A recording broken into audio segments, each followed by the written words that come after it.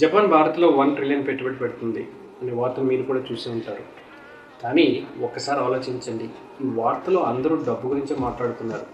కానీ recruiters, investors, business leaders మాత్రం ఇంకో విషయం గురించి ఆలోచిస్తున్నారు. ఈ పెట్టుబడితో ఎవరికి ఉద్యోగాలు వస్తాయి, ఏ స్కిల్స్కి డిమాండ్ పెరుగుతుంది, ఏ బిజినెసెస్ కోట్ల రూపాయల అవకాశాలు అందుకుంటాయి. నిజానికి 1 ట్రిలియన్ కంటే దాని వెనుక ఉన్న అవకాశాలు చాలా పెద్దవి. అదే ఈరోజు మనం తెలుసుకుందాం. ఈ వీడియో చివరికి మీరు 3 విషయాలు పూర్తిగా అర్థం చేసుకుంటారు. ఒకటి, రిక్రూటర్స్ ఎందుకు ఇలాంటి ఇన్వెస్ట్మెంట్ని చాలా సీరియస్గా చూస్తారు. ఇది కేవలం ఇంజనీర్స్ మా కోసమే కాదు, చాలామందికి ఆపర్చునిటీ ఎలా అవుతుంది.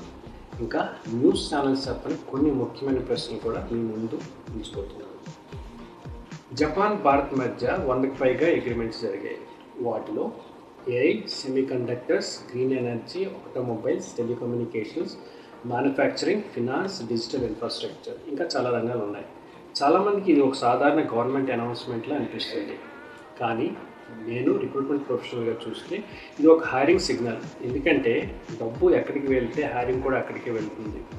రిక్రూట్మెంట్ ఇండస్ట్రీలో పనిచేస్తూ నేను ఒక విషయం చాలా దగ్గరగా గమనించాను. ఒక ఫ్యాక్టరీ వస్తే కేవలం ఇంజనీర్స్ మాత్రమే హైర్ చేయరు. అక్కడ హెచ్ఆర్ టీమ్స్ కావాలి, రిక్రూటర్స్ కావాలి, ఫినాన్స్ ప్రొఫెషనల్స్ కావాలి, సప్లై చైన్ ఎక్స్పర్ట్స్ కావాలి, సాఫ్ట్వేర్ కంపెనీస్ కావాలి, ట్రైనింగ్ ఇన్స్టిట్యూట్స్ కావాలి, లాజిస్టిక్స్ ప్రొవైడర్స్ కావాలి, సెక్యూరిటీ సర్వీసెస్ కావాలి, డిజిటల్ మార్కెటింగ్ ఏజెన్సీస్ కూడా అవసరం అవుతాయి.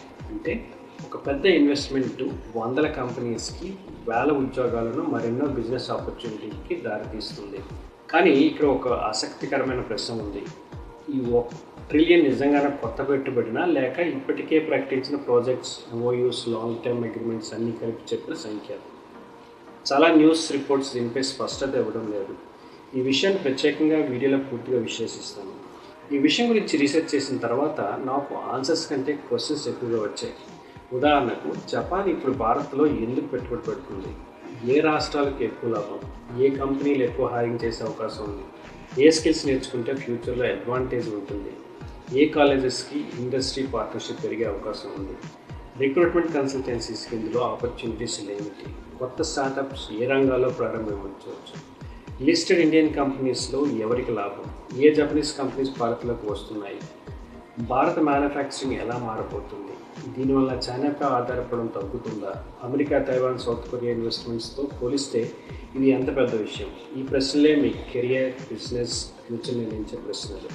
మీకు ఇలాంటి recruitment insights, hiring trends, AI, career growth, future skills, business opportunities వీటిని న్యూస్లా కాకుండా ప్రాక్టికల్గా తెలుసుకోవాలనుకుంటే ఈ ఛానల్ తప్పకుండా సబ్స్క్రైబ్ చేసుకోండి. నా లక్ష్యం న్యూస్ చెప్పడం కాదు, ఆ న్యూస్ మీ కెరియర్స్కి ఎలా ఉపయోగపడుతుందో చెప్పడం. ఇది కేవలం ప్రారంభం మాత్రమే. తర్వాత వీడియోలో మనం ఒక్కో విషయాన్ని పూర్తిగా విశ్లేషిద్దాం.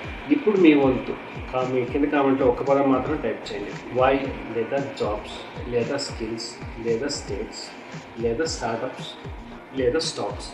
మీకు ఏ విషయం గురించి ముందుగా తెలుసుకోవాలనిపిస్తుందో దానిపైన నేను తర్వాత వీడియో తీస్తాను. గుర్తుంచుకోండి, అవకాశాలు అందరికీ కనిపించే సమయానికి వాటిని ఉపయోగించుకునే వాళ్ళు ఇప్పటికే ముందుకు వెళ్తూ ఉంటారు. మళ్ళీ కలుద్దాం మరో ఆసక్తికరమైన విశ్లేషణతో.